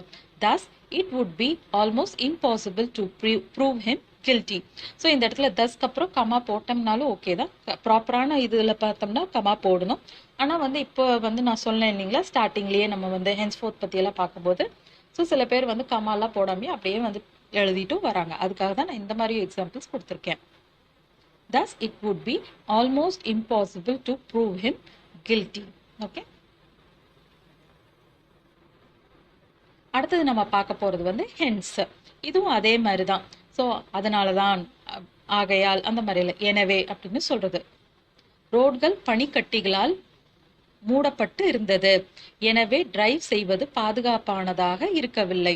So இப்போ வெளிநாட்டிலலாம் பார்த்தோம்னா ரொம்ப கோல்ட் கிளைமேட்லாம் வரும்போது அந்த வின்டர் சீசன்லாம் பார்த்தோம்னா ஐஸால் கவர் ஆகிருக்கும்போது அந்த கார் வந்து அவங்களோட அந்த கண்ட்ரோலே பண்ண முடியாது. அந்த பிரேக் அடித்தாலுமே அது வந்து பார்த்தோம்னா அப்படியே அந்த ஸ்லைட் ஆகிட்டு போயிட்டே இருக்கும். அந்த கார் வந்து ரொம்ப ஸ்லிப்பரியாக இருக்கும் ரோட்ஸு. ஸோ அந்த மாதிரி இது மீனிங்கில் இந்த சென்டென்ஸ் கொடுத்துருக்கேன். The roads were covered in ice, hence it was not safe to drive. So இதுவும் அதே மாதிரி தான் செமிகோலன் போட்டு இன்ட்ரடியூஸ் பண்ண நம்ம தேர்ஃபோர் பார்த்தோம் இல்லைங்களா, அதே ஸ்டைல் தான். இது எல்லாமே வந்து பார்த்தோம்னா அந்த சென்டென்ஸோட ஸ்ட்ரக்சர் வந்து ஒரே மாதிரி தான் வரும். ஓகே, ஸோ இது 2 சென்டென்ஸாக எழுதுனோம்னாலும் எழுதிக்கலாம். The roads were covered in ice full stop, hence it was not safe to drive அப்படின்னும் சொல்லலாம். இல்லை அப்படின்னா வந்து ஒரே சென்டென்ஸாக எழுதும்போது இந்த செமிகாலன் போட்டும் எழுதலாம். The roads were covered in ice, hence it was not safe to drive. Customer அவர்களுக்கு வழங்கப்பட்ட உணவால் அதிருப்தி அடைந்தார். எனவே ஷெஃப் ஒரு மாற்று உணவை தயார் செய்தார். ஸோ நம்ம யூஸ்வலாக இந்த ரெஸ்டாரண்ட்க்கெல்லாம் போனோம்னா, இல்லைங்க இது சரியா வேகலை, எனக்கு வேற ப்ரிப்பேர் பண்ணித்தாங்க, இல்லை நாங்கள் கேட்ட டேஸ்ட்ல இது இல்லை அப்படின்ற மாதிரி சொல்லும்போது ஓகே நாங்கள் வந்து வேற ப்ரிப்பேர் பண்ணி தரோம்னு சொல்லி கொடுப்பாங்க இல்லைங்களா, அந்த மாதிரி இந்த சென்டென்ஸை கொடுத்துருக்கேன். The customer was displeased with her meal. அதாவது அவங்க சாட்டிஸ்ஃபையே ஆகலை அப்படின்ற மாதிரி சொல்கிறோம். The customer was displeased with her meal. Hence, the chef prepared a replacement. So பரவாயில்லைங்க, உங்களுக்கு நாங்கள் வேற ஒன்று ப்ரிப்பேர் பண்ணி தரோம், அந்த மாதிரி ப்ரிப்பேர் பண்ணி தருது. Hence, the chef prepared a replacement. இந்த ஆண்டு வானிலை மிகவும் சிறப்பாக இருந்தது, எனவே சாகுபடி அதிகம். The weather was much better this year. அதாவது சிறப்பாக இருந்தது அப்படின்னு சொல்கிறோம். ஸோ இந்த இடத்துல கம்பேர் பண்ணுறோம். ஸோ ப்ரீவியஸ் இயர்ஸை காட்டிலும் இந்த வாட்டி வந்து வெதர் சிறப்பாக இருந்துச்சு, அதனால பெட்டர் அப்படின்ற வேர்டை யூஸ் பண்ணுறோம். The weather was much better this year, hence the cultivation is more. விபத்தின் போது டாம் தன் காலை உடைத்து கொண்டான், எனவே அவனால் மேட்சை விளையாட முடியாது. During the accident Tom broke his leg. Hence, he will not be able to play the match during the accident. So அவனுக்கு கால் எப்போ உடஞ்சது, அந்த ஆக்சிடென்ட் நடந்த போது தான் அவன் கால் உடஞ்சிருச்சு, அந்த மாதிரி சொல்கிறோம். During the accident, Tom broke his leg. Hence, he will not be able to play the match. பசங்க பார்க்கில் சண்டை போட துவங்கினார்கள், எனவே police அழைக்கப்பட்டனர். The boys started to fight in the park. Hence, the police were called. The boys started to fight in the park. Hence, the police were called. So ஒரே சென்டென்ஸாக எழுதும்போது இது வந்து semicolon அப்படின்னு மாற்றினு இந்த கமாவை எடுத்துட்டு செமிகோலன். ஸோ இதை வந்து கமான்னு சொன்னோம்னாலும் okay தான், பீரியட் அப்படின்னு சொன்னோம்னாலும் ஓகே தான். சாரி, கமா இல்லை, full stop. I'm extremely sorry. Okay, இது ஃபுல் ஸ்டாப் அப்படின்னு சொன்னோம்னாலும் ஓகே தான், பீரியட்னு சொன்னோம்னாலும் ஓகே தான். சில ரீஜன்ஸ்லலாம் சில நேட்டிவ் ஸ்பீக்கர்ஸ் எல்லாம் வந்து இதை ஃபுல் ஸ்டாப்னு சொல்ல மாட்டாங்க, பீரியட் அப்படிம்பாங்க. அதாவது இப்போ சில பேர் டாட் அப்படின்னு கூட சொல்லுவாங்க. அதாவது இப்போ ஏதாவது ஒரு ஆர்கியூமெண்ட் நடந்துட்டு இருந்துச்சுன்னா ஏதாவது ஒரு விஷயத்த அவங்க சொல்லிட்டு இது இப்படி தான் பீரியட் அப்படிம்பாங்க. அதுக்கு அர்த்தம் என்னன்னா இனி பேசுறதுக்கு எதுவுமே இல்லை அப்படின்ற மாதிரி சொல்றது. அதே மாதிரி சில பேர் வந்து பேசி முடிச்சுட்டு டக்குன்னு வந்து பேசிட்டு டாட் அப்படிம்பாங்க. அதாவது ஃபுல் ஸ்டாப்ன்றது வந்து அது கான்வர்சேஷன்ல அதிகமாக யூஸ் பண்ண மாட்டாங்க. ஆனால் பீரியட் அண்ட் டாட் அப்படிங்கிறது வந்து பார்த்தோம்னா பேச்சு வழிகளை சண்டை போடும்போதே சொல்லுவாங்க. ஸோ அதெல்லாம் முடியாது, இதுதான் அப்படின்னு டாட் அப்படின்னா, அதாவது என் முடிவு இதுதான் அப்படின்ட்டு இந்த முடிவை சொல்லிட்டு டாட் அப்படிம்பாங்க. அதுக்கு அர்த்தம் என்னன்னா அதுக்கு மேலே பேசுறதுக்கு எதுவுமே கிடையாது அப்படின்னு சொல்றது. டாட்னு சொல்லுவாங்க, இல்லை பீரியட்னு சொல்லுவாங்க. பட் ஃபுல் ஸ்டாப் அப்படின்றத சொல்ல மாட்டாங்க. அது வந்து நம்ம ஜென்ரலாக கிராமட்டிக்கல் ஸ்டைல் அந்த எக்ஸ்பிளனேஷன்ஸ் அப்போ யூஸ் பண்ணக்கூடியது. ஓகே, ஸோ இந்த ஃபுல் ஸ்டாப்பை வந்துட்டு டாட் அப்படின்னு சொல்லலாம், பீரியட் அப்படின்னு சொல்லலாம். அது வந்து பேச்சு வழக்கிலையுமே அது யூஸ் பண்ணக்கூடியது. ஓகே, பீரியட் அண்ட் டாட் அப்படிங்கிறது. The police started to fight in the park. Semicolon, அதாவது ஒரே சென்டென்ஸாக எழுதணும்னா semicolon, hence comma the police were called. ஹென்ஸ்க்கு அப்புறம் கமா போடணும்னு அவசியம் கிடையாது. அதாவது ப்ராப்பர் கிராமட்டிக்கல் ஸ்ட்ரக்சரில் கண்டிப்பாக போடணும். பட் இப்போ இருக்கிற ஸ்டைலில் வந்து ரைட்டர்ஸ் எல்லாம் பார்த்தோம் அப்படின்னா அவாய்ட் பண்ணிட்டு எழுதுறாங்க. ஓகே, பார்ட்டியில் மியூசிக் ரொம்ப சத்தமாக இருந்தது, எனவே நீ சொன்னது என்னால் கேட்க முடியவில்லை. The music was loud at the party. Hence, I could not hear what you were saying. நீ என்ன சொல்லிக்கிட்டு இருந்தேன்னு எனக்கு காதுல கேட்கல அப்படின்னு சொல்றோம். ஓகே, நீ சொன்னது, அதாவது நீ என்ன சொல்லிக்கொண்டு இருந்தா என்று என் காதல் விழவில்லை அப்படின்னு சொல்றோம். The music was loud at the party. Hence, I could not hear what you were saying. அடுத்தது thence. ஸோ இதுக்கு முன்னாடி நம்ம பார்த்த அட்வர்ப்ஸ் எல்லாம் இருக்கு இல்லைங்களா, இந்த therefore அதெல்லாம், thus, therefore அதெல்லாம் நம்ம வந்து ஆல்ரெடி யூசேஜ்ல இருந்து நம்ம பார்த்துருப்போம். நிறைய இடங்கள்ல நம்ம புக்ஸ்லயோ இதுலயோ எல்லாம் படிச்சிருப்போம். இப்போ வந்து இந்த thence and whence பார்த்தோம்னா அதிகமாக யூசேஜ்ல இல்லாதது, பட் இந்த மாதிரி வேர்டு இருக்குன்னு தெரிஞ்சு வச்சுக்கோங்க. யூஸ் பண்ணவே கூடாதுன்ட்டு இல்லை, பட் இது வந்து ரொம்ப அதிகமாக யூசேஜ்ல இல்லாதனால சம்டைம்ஸ் வந்து நம்ம பேசும்போது ஆப்போசிட் பர்சனுக்கு புரியாம போறதுக்கு வாய்ப்பு இருக்கு. அதே வந்துட்டு யாராவது யூஸ் பண்ணாங்கன்னா இதுக்கு இதுதான் மீனிங் அப்படின்னு தெரிஞ்சு வச்சுக்கிறதுக்கு இது ஐடென்டிஃபை பண்றதுக்கு இது தெரிஞ்சு வச்சுக்கோங்க. தென்ஸ். ஓகே, தென்ஸ் அதாவது பின்னர், அந்த நேரத்திலிருந்து, அங்கிருந்து, அதாவது ஒரு அந்த பாயிண்ட் ஆஃப் டைம்ல இருந்து அப்படின்னு சொல்றப்போ இது யூஸ் பண்ணலாம். அதே மாதிரி அந்த பிளேஸ் ஆஃப் அந்த கரெக்டா அந்த பாயிண்ட் ஆஃப் அந்த எந்த ஒரு பிளேஸ்ல இருந்து இது நடந்துச்சு அப்படின்னு சொல்லுவோம் இல்லைங்களா, அந்த இடத்துல இருந்து அப்படின்னு சொல்லுவோம் இல்லைங்களா, அதுக்கும் நம்ம வந்துட்டு இந்த தென்ஸ் அப்படின்றத யூஸ் பண்ணலாம். அந்த நேரத்திலிருந்து சிறையில் அடைக்கப்பட்ட நபர் தன் வாழ்க்கையை கம்பிகள் பின்னாடி செலவழிப்பார். ஓகே, பின்னாடி செலவழிப்பார். ஸோ இது வந்து யூஸ்வலாகவே அந்த நேரத்திலிருந்து அப்படின்னா ஃப்ரம் தென்ஸ் அப்படின்னு நான் இங்கே கொடுத்துருக்கேன். பட் சிலர் வந்து பார்த்தோம் அப்படின்னா ஃப்ரம் அப்படிங்கிறத நம்ம யூஸே பண்ணக்கூடாது அப்படிம்பாங்க. ஸோ அதாவது இந்த அங்கிருந்து, அந்த நேரத்திலிருந்து அப்படின்னு சொல்லும்போது ஃப்ரம் தென் அப்படின்னு ஒரு வேர்டு இருக்குங்களா, அங்கிருந்து, அந்த நேரத்திலிருந்து, அந்த பாயிண்ட் ஆஃப் டைம்லேருந்து ஃப்ரம் தென். அப்போது இருந்து அப்படின்னு சொல்லும்போது ஃப்ரம் வேர் அப்படின்னு, அந்த பாயிண்ட், அந்த பிளேஸ், அந்த எந்த இடத்துல இருந்து அப்படின்ற மாதிரி சொல்றது. ஸோ அதுக்கு பதிலாக தான் நம்ம தென்ஸ்னே சொல்றோம். திருப்பி வந்து ஃப்ரம் அப்படின்றது போடவே கூடாது அப்படின்னு சில பேர் சொல்லுவாங்க. சில பேர் வந்து இல்லை அது போட்டாலும் ஓகே தான் அப்படின்ற மாதிரி சொல்லுவாங்க.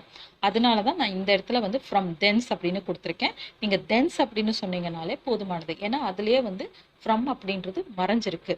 ஸோ மீனிங்கே வந்து பார்த்தோம் அப்படின்னா அந்த நேரத்திலிருந்து, அங்கிருந்து, அந்த மாதிரி வந்துடுது.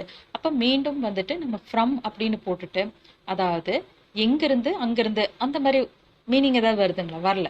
ஸோ அந்த மாதிரி தான். ஓகே, இது ஞாபகம் வச்சுக்கோங்க. தென்ஸ் அப்படின்னு வரும்போது ஃப்ரம் அப்படின்னு போடணும்னு கிடையாது. சில பேர் வந்து சில போட்டு பேசிடுவாங்க. அதுக்காக நான் இந்த எக்ஸாம்பிள் சென்டென்ஸ் கொடுத்து நான் எக்ஸ்பிளனேஷன் கொடுக்குறேன். தென்ஸ் த இன்கார்சரேட்டட் அப்படின்னா வந்துட்டு அந்த சிறையில் அடைக்கப்பட்ட அப்படின்னு அர்த்தம். Okay, the incarcerated man would spend his life behind bars.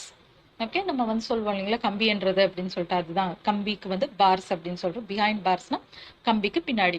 So இவரை பிடிச்சி ஜெயிலில் போட்டாங்களே, எத்தனை நாள் இவர் வந்து ஜெயிலில் இருப்பாரு அப்படின்னா, இனிமேல் வந்துட்டு வாழ்நாள் ஃபுல்லாக அவர் ஜெயிலில் தான் இருக்கணும், அவர் பண்ண தப்பு அந்த மாதிரி அப்படின்ற மாதிரி சொல்றது. ஓகே, தென்ஸ் த இன்கார்சரேட்டட் மேன், அதாவது அப்போதிருந்து, அந்த தருணத்துல இருந்து, அதாவது அவர் தூக்கி உள்ள போட்டதுல இருந்து அந்த நபர் வந்துட்டு ஜெயிலே தான் இருக்கணும் அப்படின்ற மாதிரி சொல்றோம். Thence the incarcerated man would spend his life behind bars. So இப்போ வந்துட்டு ஜட்ஜ்மெண்ட் கொடுத்துட்டாங்க, இவரை இனி என்ன பண்ணுவாங்க அப்படின்னா ஜெயிலில் போட்டுருவாங்க. அதுக்கப்புறம் என்ன ஆகும்னா அந்த டைம்ல இருந்து அவர் வாழ்நாள் ஃபுல்லாக ஜெயிலில் தான் இருக்கணும் அப்படின்ற மாதிரி நம்ம சொல்லிட்டு இருக்கோம். ஸோ இந்த அங்கிருந்து அப்படிங்கிறது எக்ஸாக்டா இது எந்த மாதிரி இடங்கள்ல வந்து யூஸ் பண்ணுவோம் அப்படின்னு பார்த்தோம்னா, அதாவது இந்த தென்ஸ் அப்படின்ற வேர்ட் நம்ம சொல்லுவோம் இல்லைங்களா, நான் வந்து இப்போ அந்த ஊருக்கு போனேன், அதுக்கு முன்னாடி, ஸோ ஃபர்ஸ்ட் நாங்கள் இந்த ஊருக்கு போனோம், அங்கிருந்து அங்கே போனோம், அந்த மாதிரி ஒரு டெஸ்டினேஷனுக்கு போகிறதுக்கு முன்னாடி சில இடங்கள்ல வந்து நம்ம நிறுத்தி சில ஜங்ஷன் பாயிண்ட்ஸ் மாதிரி நம்ம நிறுத்தி போயிருப்போம் இல்லைங்களா, அந்த மாதிரி சொல்றது. ஃபர்ஸ்ட் நாங்கள் இங்கேருந்து நாங்கள் அங்கே போனோம், அங்கிருந்து நாங்கள் அங்கே போனோம், அந்த மாதிரி சொல்றது. ஓகே, அதுக்கு தான் பெரும்பாலும் இந்த தென்ஸ் அப்படிங்கிறத யூஸ் பண்ணுவோம். அங்கிருந்துன்ற மீனிங் வச்சு சொல்றேன். ஓகே, அவர் மும்பை போனார், பிறகு அங்கிருந்து துபாய் சென்றார். ஸோ ஃபர்ஸ்ட் அவர் எங்க போனார்? மும்பை போனாரு, அங்கிருந்து அவர் வந்து துபாய் போனாரு. அந்த அங்கிருந்து அப்படின்னு சொல்றோம் இல்லைங்களா, அது he went to Mumbai and thence to Dubai. Okay, he went to Mumbai and thence to Dubai. So இந்த இடத்துல வந்து அங்கிருந்து அப்படின்றதுக்கு தான் நம்ம இது யூஸ் பண்ணியிருக்கோம்.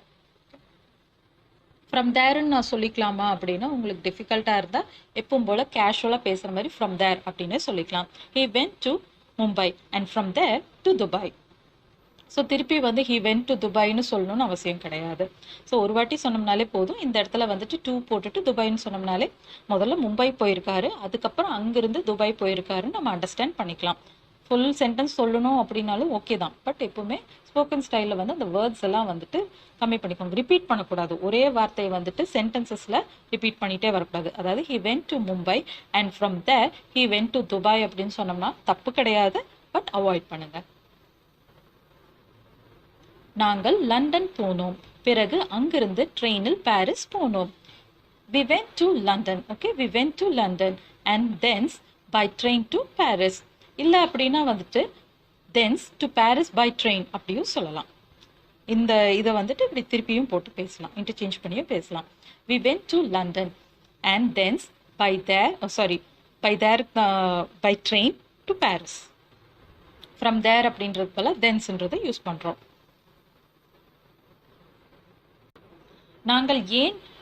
நாங்கள் என் பாட்டி தாத்தா வீட்டுக்கு போனோம், பிறகு அங்கிருந்து என் மாமா வீட்டுக்கு போனோம்.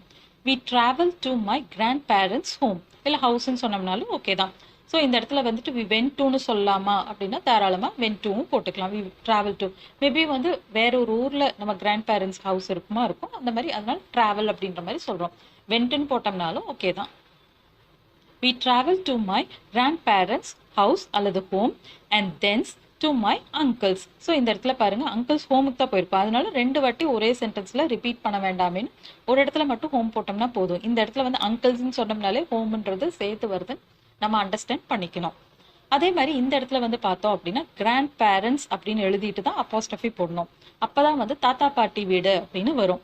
ஓகே, இல்லை அப்படின்னா அவசரத்தில் கிராண்ட் பேரண்ட்ஸ் அப்படின்னு போட்டு, அதாவது கிராண்ட் பேரண்ட் அப்படின்னு எழுதிட்டு அப்போஸ்ட்ரஃபி போட்டு அப்புறம் எஸ் போட்டோம்னா அது வந்து என்ன ஆகும்னா ஒன்று தாத்தா வீடுன்னு சொல்ல வரோன்னு அர்த்தம், இல்லைன்னா பாட்டி வீடுன்னு சொல்ல வரோன்னு அர்த்தம். அதாவது ஒரே ஒரு கிராண்ட் பேரண்ட் பற்றி தான் பேசிகிட்டு இருக்கோம், அந்த மாதிரி வந்துடும்.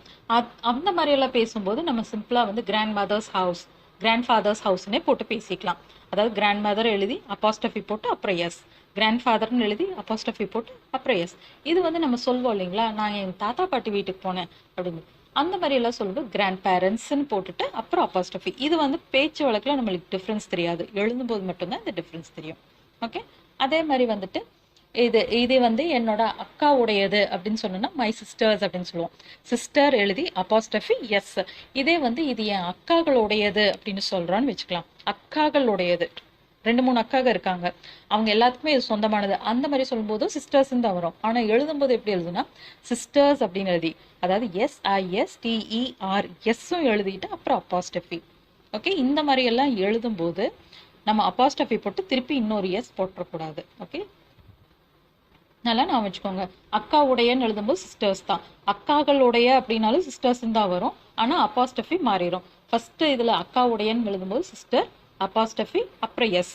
இதே வந்து அக்காக்களுடைய அப்படின்னு சொல்கிறோம், இல்லை தங்கைகளுடைய அப்படின்னு எல்லாம் சொல்கிறோம் அப்படின்னா அந்த இடத்துல வந்து சிஸ்டர்ஸ்ன்னு ஃபுல்லாக எழுதிருங்க, SISTERSன்னு எழுதிட்டு அதுக்கப்புறம் அப்போஸ்ட்ரஃபி. ஓகே, அப்போஸ்ட்ரஃபிக்கு அப்புறம் எஸ் போடக்கூடாது. ஓகே, எஸ் வரும்போது இதுலேயே அந்த எஸ் இருக்கிறனால நம்ம வந்துட்டு அந்த 2 வாட்டி அதை ரிப்பீட் பண்ணக்கூடாது.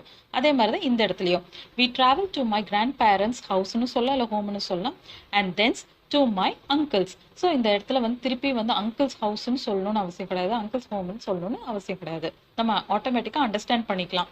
ஃபர்ஸ்ட்டு தாத்தா பாட்டி வீட்டுக்கு போகிறோம், அங்கேருந்து மாமா வீட்டுக்கு போயிருக்கோம், நம்ம புரிஞ்சுக்கணும். அவர்கள் ஸ்பெயினிலிருந்து பிரான்சுக்கு பயணித்தார்கள், பிறகு அங்கிருந்து இங்கிலாந்து சென்றார்கள்.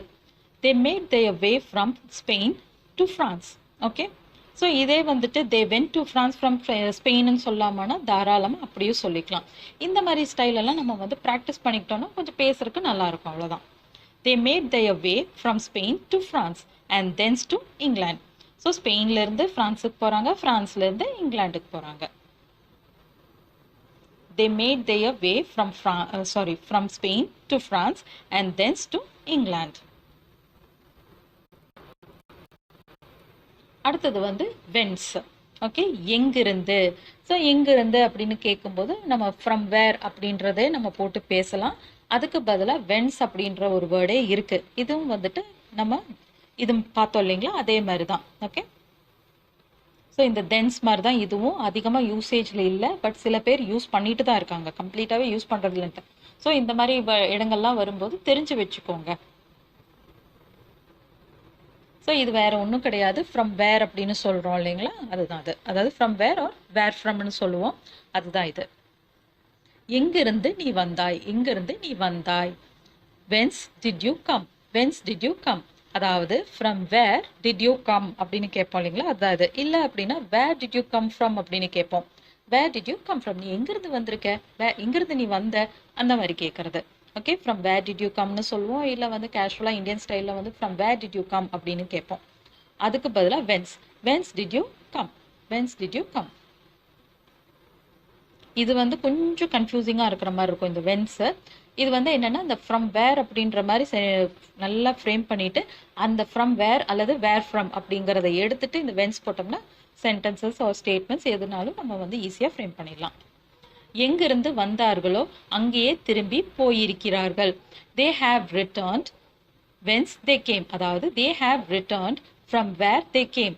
எங்கிருந்து வந்தாங்களோ அங்கேயே போயிருக்கிறாங்க அப்படின்ற மாதிரி சொல்றோம். They have returned from where they came. இந்த from where தூக்கிட்டு whence போடுறோம். They have returned whence they came. அவள் எங்கிருந்து வந்தாள் என்று யாருக்கும் தெரியாது. No one knows whence she came. Okay, from where she came. எங்கிருந்து வந்தானே யாருக்கும் தெரியாது. From where தூக்கிட்டு நம்ம whence போடுறோம். No one knows whence she came.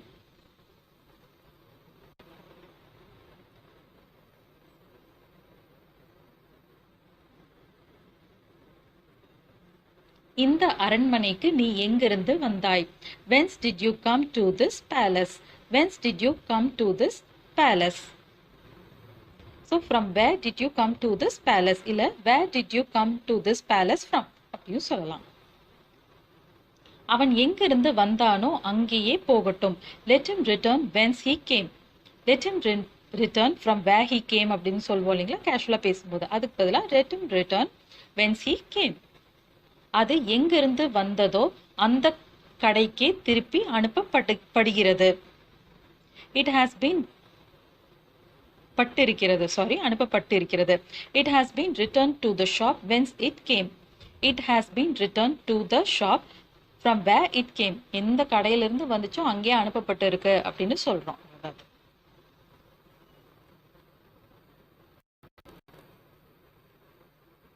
இப்போ நம்ம வந்து செகண்ட் செட்ல வந்துட்டு though, although, even though, despite, in spite of, however அதெல்லாம் வந்து எப்படி யூஸ் பண்றது அப்படின்னு பார்க்கலாம். ஓகே, ஸோ மேலே நம்ம பார்த்தது எல்லாமே வந்துட்டு அட்வர்ப்ஸ் பார்த்தோம், அது எப்படி யூஸ் பண்றதுன்னு பார்த்தோம். இந்த இடத்துல வந்து பார்த்தோம் அப்படின்னா நம்ம வந்துட்டு இந்த தோ, ஆல்தோ, ஈவன் தோ இதெல்லாம் வந்து பார்த்தோம் அப்படின்னா வந்து கன்ஜங்ஷன்ஸ். ஓகே, கன்ஜங்ஷன்ஸ் அதில் வந்து தோ வந்து பார்த்தோம் அப்படின்னா அட்வர்பாவும் நம்ம வந்து யூஸ் பண்ணுவோம். இதே வந்து டிஸ்பைட் அண்ட் இன்ஸ்பைட் ஆஃப் அப்படின்றது வந்து பார்த்தோம் அப்படின்னா இது ரெண்டும் வந்து ப்ரப்போசிஷன்ஸ். இதை எங்கே வந்து யூஸ் பண்ணுவோம் அப்படின்னா ஒரு சென்டென்ஸில் வந்து ஒரு கான்ட்ராஸ்ட்டை காமிக்கிறதுக்கு நம்ம யூஸ்வலாக இது வந்து யூஸ் பண்ணுவோம். ஃபார் எக்ஸாம்பிள், அந்த இடம் பயங்கரமாக இருந்துச்சு தெரியுமா அப்படின்னா, ஓ நீ அங்கே போகலையே அப்படின்னா, இருந்தாலும் நான் போனேன். ஸோ நம்ம வந்து ஒருத்தங்க பேசும்போது நம்ம நினச்சிக்குவோம், ஓ இப்படி பேசுகிறாங்களே, ஓ இப்படி நடந்துச்சா, இல்லை அப்படி நடந்துச்சு அந்த மாதிரி. ஸோ அந்த பொருள் வந்து பயங்கர விலை ஜாஸ்தி தெரியுமா அப்படின்னா, ஓ நீ வாங்கலையா, திரும்பி வந்துட்டியா அப்படின்னா, இல்லை அப்பவும் நான் வாங்கினேன். ஸோ அந்த இடத்துல பார்த்தோம்னா நம்மளுக்கு ஒரு அவங்க பேசுறத வச்சு பார்த்தா நம்ம ஒரு இதுக்கு ஒரு என்ன சொல்லுவோம், ஒரு கன்க்ளூஷனுக்கு வந்திருப்போம். ஆனால் வந்து பார்த்தோன்னா உடனே வந்து ஒரு டக்குன்னு ஒரு கான்ட்ராஸ்ட்டை காட்டுவாங்க. அந்த மாதிரியெல்லாம் நம்ம அந்த கான்ட்ராஸ்டாக இருக்கக்கூடிய சுச்சுவேஷன்ஸில் நம்ம வந்து இது யூஸ் பண்ணுவோம். யூஸ்வலாக இந்த தோ, ஆல்தோ அண்ட் ஈவன் தோ இருக்கு இல்லைங்களா, இதோட மீனிங் எல்லாமே ஒன்று தான். அது யூஸ் பண்ணும்போது பார்த்தோம்னா இது கூட வந்து ஒரு கிளாஸை வந்து யூஸ் பண்ணுவோம். கிளாஸ் அப்படிங்கிறது ஒன்றும் கிடையாது, ஒரு குரூப் ஆஃப் வேர்ட்ஸ். ஓகே, அதில் வந்து பார்த்தோம் அப்படின்னா இந்த சப்ஜெக்ட் வேர்ப் காம்பினேஷன் இருக்கும், இல்லை சில பேர் வந்து சப்ஜெக்ட் ப்ரெடிகேட் காம்பினேஷனும் சொல்லுவாங்க, அது இருக்கும். இதே வந்து இந்த டிஸ்பைட் அண்ட் இன்ஸ்பைட் ஆஃப் வந்து பார்த்தோம் அப்படின்னா இதுவும் வந்து கான்ட்ராஸ்ட்டை காமிக்கிறதுக்கு தான் யூஸ் பண்ணுவோம். இந்த இடத்துல வந்து பார்த்தோம் அப்படின்னா நம்ம வந்துட்டு நவுன் ஆர் ப்ரோனவுன் வந்து சேர்த்து பேசுவோம், அல்லது வந்து ஒரு ஃப்ரேஸை போட்டு பேசுவோம். ஃப்ரேஸ் அப்படிங்கிறதும் வந்து குரூப் ஆஃப் வேர்ட்ஸ் தான், ஆனால் அதில் வந்து பார்த்தோம்னா சப்ஜெக்ட் வேர்ப் அல்லது சப்ஜெக்ட் ப்ரெடிகேட் காம்பினேஷன் வந்து இருக்காது.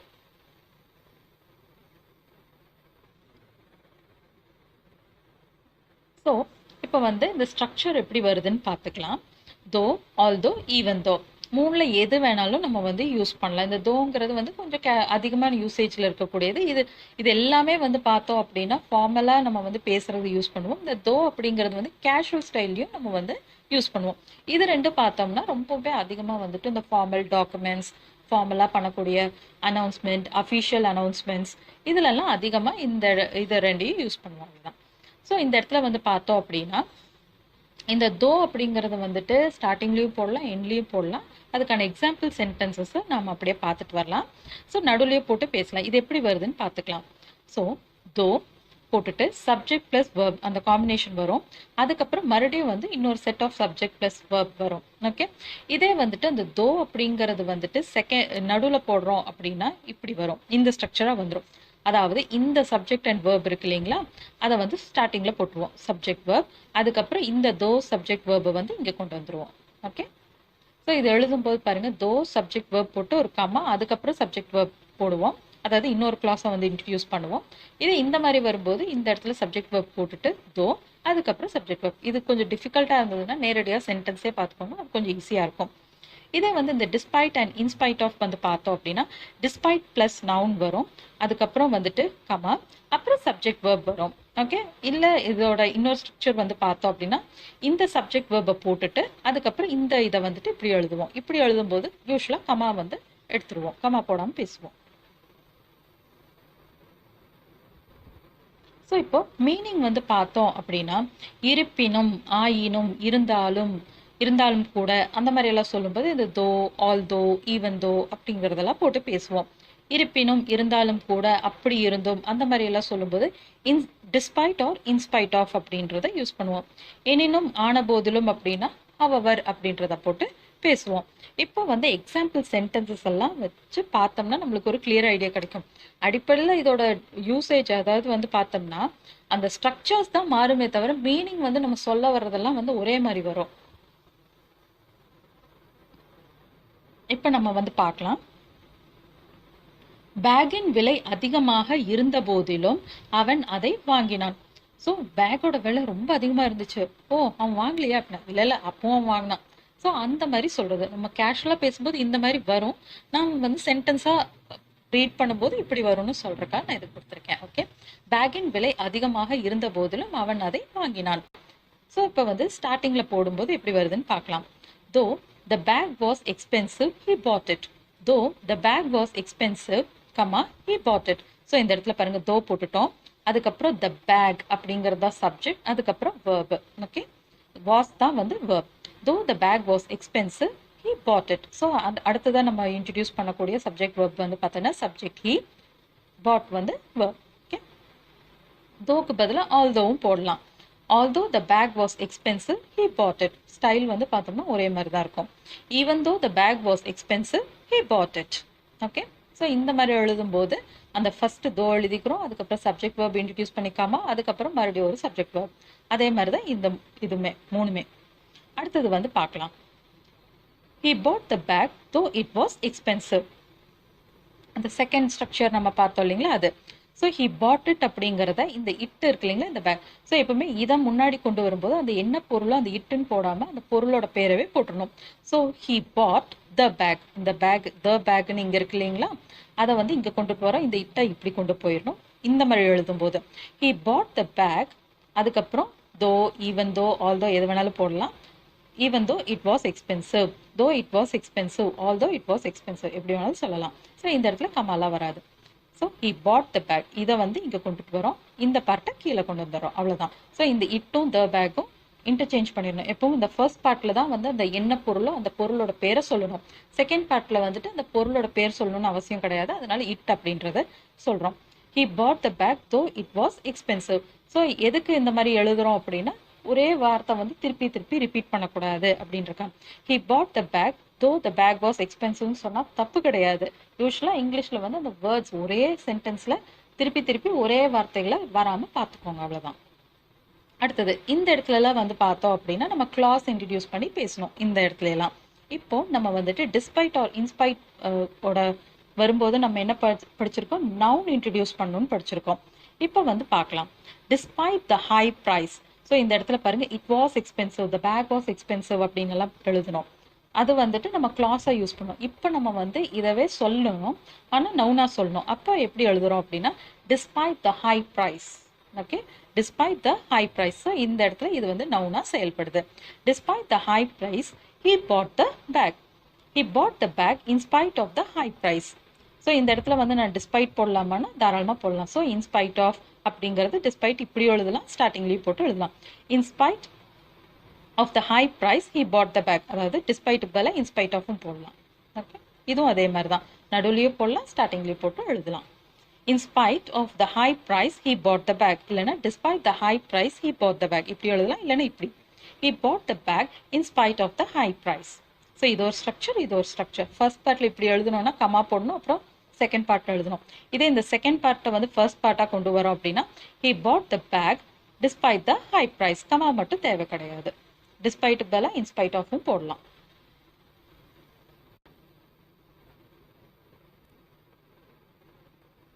அடுத்தது இதே சென்டென்ஸ் தான் however அப்படின்றத போட்டு பேசலாம். அதே மாதிரி அந்த தோ அப்படின்றது ரொம்ப கேஷுவல் ஸ்டைலில் வந்து பார்த்தோம்னா எண்ணில் போட்டும் பேசலாம் அப்படின்னு சொல்லியிருந்தேன் இல்லைங்களா, அதை எப்படி ஃப்ரேம் பண்ணுறதுன்னு பார்க்கலாம். பேக் விலை உயர்ந்ததாக இருந்தது, இருப்பினும் அவன் வாங்கினான். ஸோ இந்த மாதிரி பாருங்க, ரெண்டு பார்ட்டாக எழுதுறோம். மேலெல்லாம் நம்ம வந்து பார்த்தோம்னா ஒரே சென்டென்ஸாக எழுதிட்டு வந்தோம் கமா இன்ட்ரடியூஸ் பண்ணி. இது வந்து ரெண்டு பார்ட்டாக எழுதுறோம் அப்படின்னா இப்படி எழுதுவோம். The bag was expensive, however he bought it. So however பதிலாக நம்ம வந்து சிம்பிளாக பட் அப்படின்றத போட்டு பேசிக்கலாம். ரொம்ப கேஷுவலாக பேசணும்னா பட் அப்படின்றத இன்ட்ரடியூஸ் பண்ணி பேசலாம். The bag was expensive, however he bought it. So இந்த ஒரே மேலே பார்த்தா அதே சென்டென்ஸ் தான், ஆனால் ரெண்டு சென்டென்ஸாக எழுதுகிறோம். ஸோ அதே மாதிரி வந்துட்டு இந்த தோ போட்டு எழுதலாம். The bag was expensive, he bought it though. The bag was expensive, he bought it though. இது வந்து இந்த PDF வந்து பிரிண்ட் அவுட் எடுத்து வச்சுக்கோங்க. இதை கம்பேர் பண்ணி பாருங்க ஒவ்வொரு சென்டென்ஸையும். அப்பதான் இது வந்து ரொம்ப ஈஸியா இருக்கும். ஓகே, அடுத்தது மழை பெய்த போதிலும் நாங்கள் வெளியே போனோம். We went out despite the rain. So இந்த இடத்துல the rain அப்படிங்கிறது நவுனாக காமிச்சிருக்கோம். Okay, the rain. So despite or in spite of வரும்போது நம்ம வந்து நவுன் தான் இன்ட்ரடியூஸ் பண்ணுறோம், அதனால இப்படி போடுறோம். the rain அப்படின்னா வந்துட்டு என்னன்னா மழை பெய்து இருந்ததுன்னு நம்ம அண்டர்ஸ்டாண்ட் பண்ணிக்கணும். Okay, we went out despite the rain, இல்லைன்னா despite the rain we went out அப்படியும் சொல்லலாம். ஓகே, ஸோ அதே மாதிரி தான் டிஸ்பைட் போல இன்ஸ்பைட் ஆஃபும் போடலாம். ஸ்டார்டிங்கில் போட்டோம்னாலும் ஓகே தான். In spite of the rain we went out அப்படின்னு சொல்லலாம், இல்லைனா we went out in spite of the rain அப்படியும் சொல்லலாம். ஸோ இந்த இடத்துல பாருங்க த ரெயின் அப்படின்னு போட்டிருக்கோம். மழை பெய்த போதிலும் அப்படின்றப்போ நவுனா மாற்றணும்னு இருக்கா, த ரெயின் அப்படின்னு சிம்பிளாக மீன் பண்ணி போட்டிருக்கோம். இதே வந்துட்டு கிளாஸாக போடுறோம் அப்படின்னா தோ இட் ரெயின்ட், மழை பெய்த போதிலும். அதனால இந்த இடத்துல பாருங்க though it rained, though it rained we went out, though it rained we went out, even though it rained we went out. இன்னொன்று வந்து although போடலாம்னா போடலாம், although it rained we went out அப்படின்னு சொல்லலாம். இல்லை இந்த மாதிரி எழுதுறோம் அப்படின்னா we went out even though it rained, இல்லை although it rained though it rained அப்படின்னு சொல்லலாம். ஓகே, இதே however and though போடுறோன்னா ரெண்டு சென்டென்ஸாக பிரிச்சுக்கலாம். மழை பெய்தது, ஆன போதிலும் நாங்கள் வெளியே போனோம். it rained, however we went out. It rained but we went out. ரொம்ப கேஷுவலாக சொல்கிறப்ப அப்படி சொல்லுவோம். மழை பெஞ்சது ஆனால் நாங்கள் வெளியில் போனோம், அந்த மாதிரி சொல்கிறோம். ஸோ இதே வந்து தோ போடுறதுனால இப்படி தோ எண்ணில் வரும்போது ரொம்ப கேஷுவலாக பேசுறதுக்கு தோ எண்ணில் போட்டு பேசுவோம். It rained we went out though. Okay,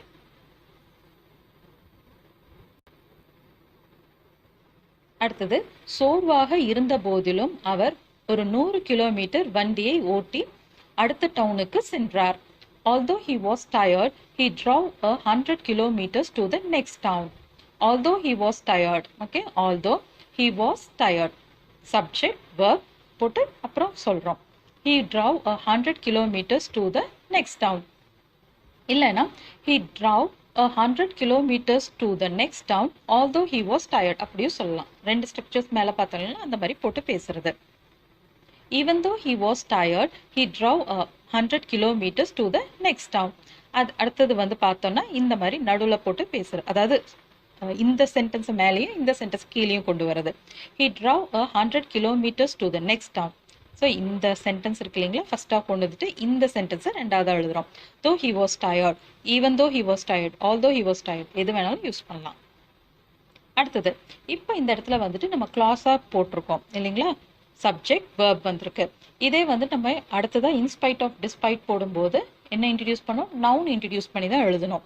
okay, so அப்படி வரும்போது பார்த்தோம் அப்படின்னா நவுன் ஆர் ஃப்ரேஸ் வந்து போட்டு பேசுகிறோம். இப்போ பாருங்க, in spite of being tired, being tired ஒரு டவுட் வரலாம், இது எப்படி பீயிங் அப்படின்னா இது வந்து ஜெரண்ட் ஃபார்ம்ல இருக்கு. ஜெரண்ட்னா என்ன, எந்த ஒரு வேர்ப் கூட ஐஎன்ஜி வரும், அந்த ஐஎன்ஜி ஃபார்மா இருக்கக்கூடிய அந்த வேர்ப் வந்து நவுனை ரீப்ளேஸ் பண்ணுச்சு அப்படின்னா அது ஜெரண்ட் அப்படின்னு சொல்லுவோம்.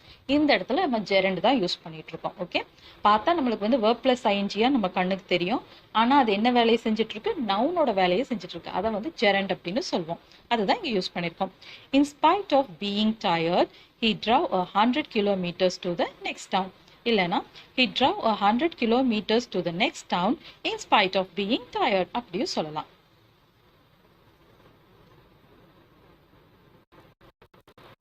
ஸோ மேலே பார்த்த சென்டென்ஸ்ல in spite of பதிலா despiteம் போட்டு பேசலாம். despite being tiredன்னு போட்டு மீதி சென்டென்ஸ் அப்படியே எழுதுறது. இதே வந்துட்டு ரெண்டு சென்டென்ஸா எழுதுறோம் அப்படின்னா, அவர் சோர்வாக இருந்தார் ஃபுல் ஸ்டாப் ஆன போதிலும் அவர் ஒரு 100 கிலோமீட்டர் வண்டியை ஓட்டி அடுத்த டவுனுக்கு சென்றார் அப்படின்னா he was tired however he drove 100 kilometers to the next town இப்படி எழுதுறோம். ஸோ மேலே பார்த்த சென்டென்ஸ்ல ஒரே சென்டென்ஸா எழுதியிருப்போம். இங்கே வந்து அந்த ஒரே சென்டென்ஸ் ரெண்டா பிரித்து எழுதும்போது however இன்ட்ரடியூஸ் பண்ணுறோம். ரொம்ப கேஷுவல் ஸ்டைலில் பட் இன்ட்ரடியூஸ் பண்ணி பேசுவோம். இதே வந்து தோ எண்ட்ல போடும்போது இதே ஸ்டைல் தான். he was tired he drove 100 kilometers to the next town though.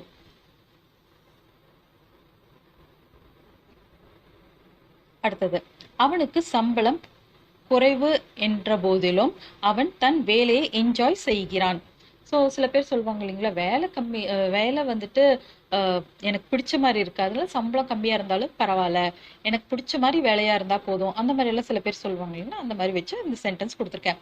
he enjoys his job in spite of the low salary. சில பேர்த்துக்கு வந்து எனக்கு பிடிச்ச வேலை இருந்தால் போதும், எனக்கு பெருசாக சம்பளம் இருக்கணும்னு நான் சொல்ல, எனக்கு திருப்தியாக இருக்கும், எனக்கு மனசுக்கு பிடிச்ச வேலையாக இருக்கணும், அந்த மாதிரி சொல்கிறது தான் இது. he enjoys his job in spite of the low salary. இல்லைன்னா வந்துட்டு despite the low salary. in spite of பதிலாக despite அப்படின்னு போட்டு பேசலாம். இல்லை ஸ்டார்டிங்கில் போட்டோம்னாலும் ஓகே தான். despite the low salary, அதாவது இந்த பார்ட் இருக்கு இல்லைங்களா, இது ஸ்டார்டிங்கில் போடுறோம். despite the low salary, he enjoys his job. இதை வந்து ரெண்டாவது பார்ட்டாக கொண்டு வந்துட்டோம். he enjoys his job. So இது வந்துட்டு இன்ஸ்பைட் ஆஃப் டிஸ்பைட்ல வந்துட்டு நம்ம நவுனை இன்ட்ரடியூஸ் பண்ணி நம்ம பேசிட்டு இருக்கோம். த லோ சேலரிங்கிறது இந்த இடத்துல நவுனா இருக்கு. அதாவது ஒரு ஃப்ரேஸ் மாதிரி போட்டு நம்ம பேசியிருக்கோம்.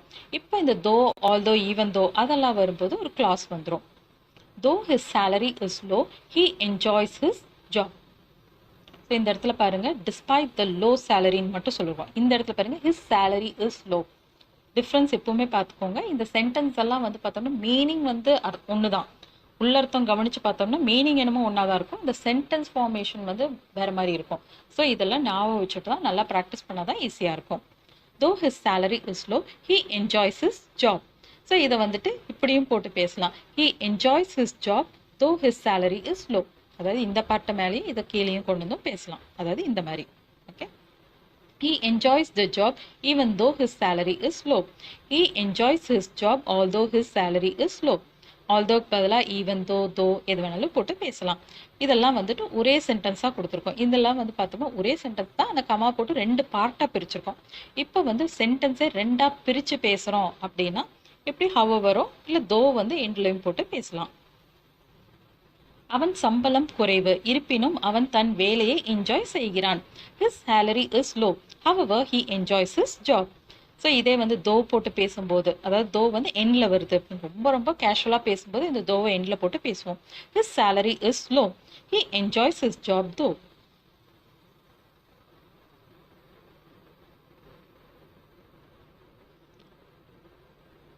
செல்வந்தராக இருந்தாலும் கூட அவர் கஞ்சத்தனமானவர். நம்ம சொல்லுவோம் இல்லைங்களா, அவன் பயங்கர ரிச்சு, ஆனால் வந்து ஒரு நயா பைசா அவங்ககிட்ட இருந்து வாங்கவே முடியாது, அப்படி ஒரு கஞ்சாவன் அப்படின்னு நல்லா சொல்லுவோம் இல்லைங்களா. அந்த மாதிரி தான் இந்த சென்டென்ஸ் கொடுத்துருக்கேன். Despite all his wealth, despite all his wealth he is stingy. He is stingy in spite of all his wealth. So அதாவது இந்த பார்ட்டை வந்துட்டு ரெண்டாவதாக கொண்டு போய் இதை ஃப்ரண்ட்ல கொண்டு வந்திருக்கோம். ஸோ இன்ஸ்பைட் ஆஃப்க்கு டிஸ்பைட்டும் நம்ம போட்டு பேசலாம், இன்ஸ்பைட் ஆஃப் பதிலாக. ஸோ இப்படியும் எழுதலாம். இந்த இடத்துல வந்து பார்த்தோம்னா நவுன் ஆர் ஃப்ரேஸ் வந்து இன்ட்ரடியூஸ் பண்ணி பேசியிருக்கோம். இதே வந்து இந்த இடத்துல ஈவன் தோ ஆல்தோ எல்லாம் வரும்போது நம்ம ஒரு சப்ஜெக்ட் வேர்ப் காம்பினேஷனான ஒரு கிளாஸை இன்ட்ரடியூஸ் பண்ணோம். Even though he is rich. So இந்த இடத்துல பாருங்க, ஆல் ஹிஸ் வெல்த் அப்படின்னு மாற்றிருப்போம். இது வந்துட்டு ஹீ இஸ் ரிச்னு மாற்றிருப்போம். அதாவது சப்ஜெக்ட் வேர்ப் அந்த காம்பினேஷன் வந்திருக்கும். Even though he is rich he is stingy. though he is rich he is stingy இல்லைன்னா although he is rich he is stingy அந்த மாதிரி சொல்லலாம். இதே வந்து இந்த மாதிரி எழுதுறோம் அப்படின்னா இந்த செகண்ட் பார்ட்டை ஃபர்ஸ்ட் எழுதுறோம் அப்படின்னா he is stingy although he is rich, he is stingy though he is rich, he is stingy even though he is rich. எது வேணாலும் even though although எது வேணாலும் யூஸ் பண்ணலாம். இதே மேலே பார்த்த அதே சென்டென்ஸ் தான் ரெண்டு சென்டென்ஸாக பிரித்து எழுதுறோம் அப்படின்னா அவர் செல்வந்தர் இருந்தாலும் கூட அவர் கஞ்சத்தனமானவர், he is rich however he is stingy. அந்த மாதிரி இல்லை அப்படின்னா ரொம்ப கேஷுவலாக தோ போட்டு பேசுறதுக்கு he is rich he is stingy though அந்த மாதிரி. அடுத்த சென்டென்ஸ், நிறைய தடைகள் இருந்த போதிலும் அவன் விட்டு செல்லவில்லை, அவன் விட்டு செல்ல மறுத்து விட்டான் அந்த மாதிரி சொல்றது. அதாவது அவன் விடவே இல்லை, கடைசி வரைக்கும் அவன் முயற்சி பண்ணான் தெரியுமா, அந்த மாதிரி சொல்றதா இது. though there were many obstacles he refused to quit. Okay, ஸ்டார்டிங்ல போட்டு பேசுறோம், இல்லை இப்படியும் போடலாம். ஸோ இந்த தோக்கு பதிலாக ஈவன் தோ போட்டு எழுதலாம், இல்லை ஆல் தோ போட்டோம்னால அதே சென்டென்ஸ் தான் வரும். Okay, he refused to quit although there were many obstacles. அதாவது இந்த பார்ட்டை first எழுதிடுறோம், he refused to quit அப்படின்னு போட்டுட்டு although there were many obstacles. யூஸ்வலாக இந்த தோ ஈவன் தோ ஆல்தோ எல்லாம் ஸ்டார்ட் பண்ணி பேசுகிறோம் அப்படின்னா இந்த கமா போட்டுட்டு அப்புறம் செகண்ட் பார்ட்டை யூஸ் பண்ணுவோம். இதே இந்த செகண்ட் பார்ட்டை ஃபர்ஸ்ட் போடுறோம் அப்படின்னா இதெல்லாம் எழுதும்போது அப்படியே எழுதிக்கலாம். இந்த கன்ஜங்ஷன் மாதிரி நடுவில் தானே வருது, அதனால கமாலாம் தேவையில்லை, அப்படியே போட்டுட்டு எழுதிடலாம். இதே வந்து இன்ஸ்பைட் ஆஃப் ஆர் டிஸ்பைட் வரும்போது நம்ம நவுன் ஆர் ஃப்ரேஸ் வந்து இன்ட்ரடியூஸ் பண்ணுறோம், எப்படி வருதுன்னு பார்க்கலாம். In spite of many obstacles, there were many அப்டிகல்ஸ்னு போடுறோம், இந்த தேர் வேரை எடுத்துடலாம். ஓகே, அதுக்கு பதிலாக வெறும் மெனி அப்டிகல்ஸ் அவ்வளோதான், ஒரு நவுனை மட்டும் இன்ட்ரடியூஸ் பண்ணிடுறோம். In spite of many obstacles he refuse to quit, இல்லைன்னா despite many obstacles he refuse to quit இப்படி எழுதலாம். இல்லைன்னா இந்த பார்ட்டை ஃபர்ஸ்ட் எழுதுறோம் அப்படின்னா he refuse to quit despite many obstacles, he refused to quit in spite of many obstacles எப்படி வேணாலும் எழுதலாம்.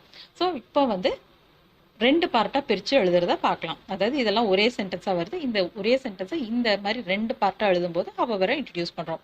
நிறைய தடைகள் இருந்தன, இருந்தாலும் கூட அவன் விட்டு செல்லவில்லை, அவன் விட்டு செல்ல மறுத்து விட்டான்.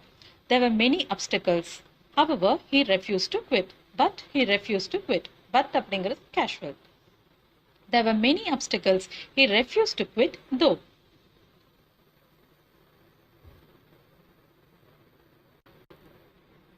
அடுத்தது, சிறு வயது உடையனாக இருந்த போதிலும் அவன் நன்றாக வேலை செய்தான்.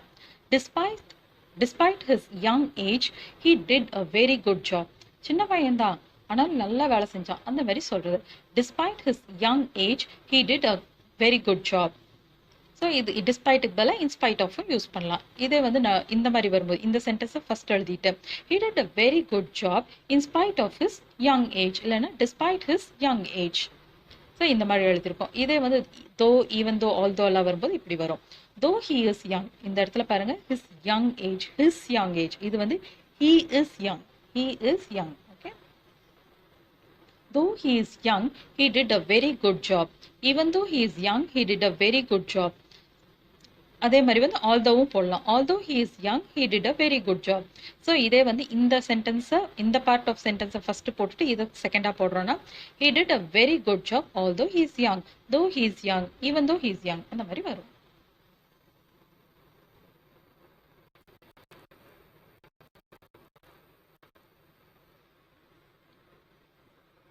அவனுக்கு சிறு வயது, அதாவது மேலே பார்த்த சென்டென்ஸை இப்போ ரெண்டு சென்டென்ஸாக எழுத போகிறோம். மேலெல்லாம் வந்து ஒரே சென்டென்ஸாக எழுதிட்டு இருந்தோம், இப்போ வந்துட்டு அதாவது ஒரே சென்டென்ஸை அப்படியே எழுதணும், இல்லை அப்படின்னு ஒரே சென்டென்ஸை கமா இன்ட்ரடியூஸ் பண்ணி ரெண்டு பார்ட்டாக எழுதணும், அப்போ ஒரே சென்டென்ஸ் தான். இது வந்து சென்டென்ஸே ரெண்டாக எழுதுகிறோம். அவனுக்கு சிறு வயது எனினும் நன்றாக வேலை செய்தான். he is young however he did a very good job. he is young he did a very good job though.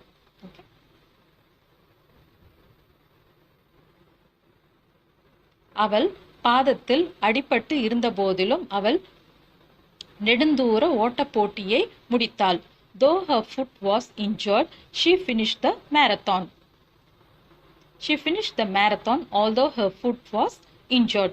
So அவளோட காலில் வந்து அடிபட்டுருச்சு, பாதத்தில் அடிபட்டுருந்துச்சு, இருந்தாலும் அவள் வந்து மேரத்தானை கம்ப்ளீட் பண்ணிட்டா அந்த மாதிரி சொல்கிறோம்.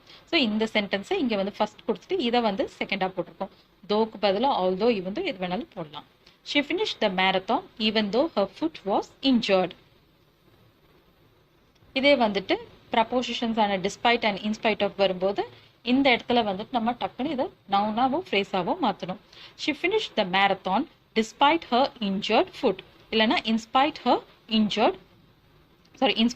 Her injured food.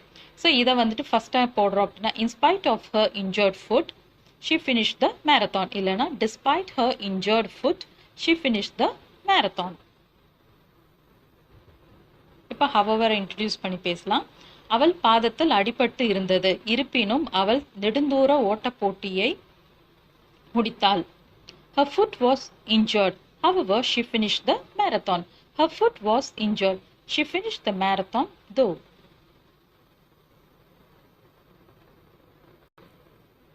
அடுத்தது, அவளிடம் பணம் இல்லை என்ற போதிலும் அவள் காரை வாங்கினாள். Even though she had no money, she bought the car.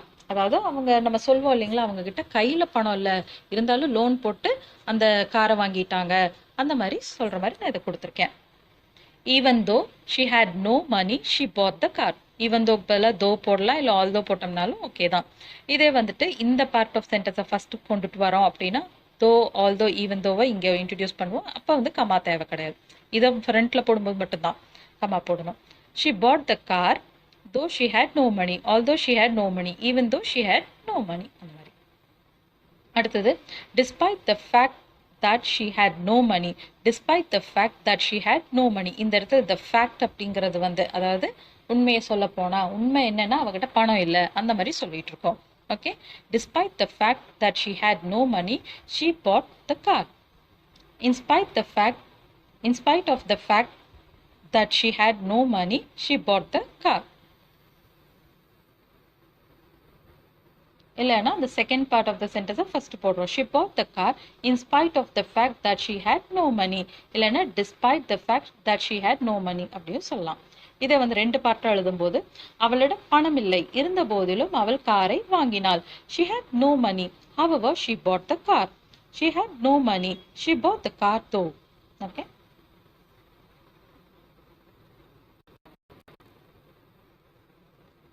தேர்வு கடினமாக இருந்த போதிலும் நான் நன்றாக எழுதினேன். Although the examination was difficult, I did well. I did well even though the examination was difficult. I did well though the examination was difficult. இல்லைன்னா I did well although the examination was difficult. நம்ம ஸ்டார்டிங்லேயும் போடலாம், எண்ட்லேயும் போடலாம். அதாவது இந்த சென்டென்ஸவே அப்படியே மாற்றிடும். இதை ஃப்ரண்ட்டில் போட்டுட்டு இதை கீழே கொண்டு வரோம், இல்லைன்னா இதை மாற்றி இன்டர்சேஞ்ச் பண்ணுறோம். இந்த ரெண்டு பார்ட் இருக்குது, ஒரே சென்டென்ஸில் ரெண்டு பார்ட் இருக்குது, மாற்றி மாற்றி போடுறோம். இதே வந்து ஆல்தோ ஈவன் தோ எல்லாம் ஸ்டார்டிங்கில் போட்டோம்னா கமா போட்டுட்டு தான் செகண்ட் பார்ட் ஆஃப் த சென்டென்ஸை போடணும். இதே இந்த செகண்ட் பார்ட்டை ஃபஸ்ட்டு போட்டுட்டோம் அப்படின்னா கமா தேவை கிடையாது. Okay, I did well even though the examination was difficult அந்த மாதிரி சொல்கிறோம். இப்போ வந்து ப்ரப்போசிஷன்ஸான இன்ஸ்பைட் ஆஃப் அண்ட் டிஸ்பைட் வரும்போது in spite of the fact that the examination was difficult. So இந்த சென்டென்ஸை இதுக்கு முன்னாடி பார்த்ததெல்லாம் பார்த்தோம்னா the fact அப்படின்றத போட்டு நம்ம வந்து பேசியிருப்போம். In spite of the fact that the examination was difficult, I did well. Okay, despite the fact that the examination was difficult, இந்த ஸ்ட்ரக்சர் வந்து நம்ம ஞாபகம் வச்சு தான் யூஸ் பண்ணணும். ஓகே, ஸோ உண்மை என்ன அப்படின்னா எக்ஸாமினேஷன் டிஃபிகல்ட்டாக இருந்தது இருந்தாலும் நான் நல்லா பண்ணேன் அந்த மாதிரி சொல்கிறது தான் இது. I did well despite the fact that the examination was difficult. Despite பல in spite of இந்த இடத்துல போட்டு பேசலாம். தேர்வு கடினமாக இருந்தது ஆயினும் நான் நன்றாக எழுதினேன். ஸோ இதே சென்டென்ஸை ரெண்டு பார்ட்டாக எழுதுறோம்னா however யூஸ் பண்ணிக்கலாம். The examination was difficult. However, I did well. ரொம்ப கேஷுவலாக சொல்லும்போது but I did well. The examination was difficult. I did well though. இருந்தாலும் நான் நல்லா பண்ணேன், நான் நல்லா எழுதினேன் அந்த மாதிரி சொல்கிறோம். ஸோ இந்த வீடியோவில் வந்துட்டு நம்ம ரெண்டு செட் பார்த்துருக்கோம். ஃபர்ஸ்ட் செட்டில் வந்துட்டு நம்ம அட்வர்ப்ஸ் ஆன ஹென்ஸ், தென்ஸ், வென்ஸ் அதெல்லாம் பார்த்தோம். செகண்ட் செட்டில் வந்துட்டு நம்ம ஆல்தோ, தோ, அதுக்கப்புறம் ஈவன் தோன்ற மாதிரி இருக்கக்கூடிய கன்ஜங்ஷன்ஸையும் பார்த்தோம். அதே மாதிரி அதே மீனிங் கொண்ட இன்ஸ்பைட் ஆஃப், டிஸ்பைட் அதெல்லாத்தையும் வந்துட்டு அந்த மாதிரி ப்ரப்போர்ஷன்ஸ் எல்லாம் வரும்போது எப்படி சென்டென்ஸ் போட்டு பேசணும் அப்படின்றதையும் டீட்டெயிலாக பார்த்தோம். இதை நல்லா ப்ராக்டிஸ் பண்ணுங்கள். நம்ம நெக்ஸ்ட் வீடியோவில் நெக்ஸ்ட் சாப்டர் பற்றி டீட்டெயிலாக பார்க்கலாம். See you in the next video. Until then, thank you. Bye-bye.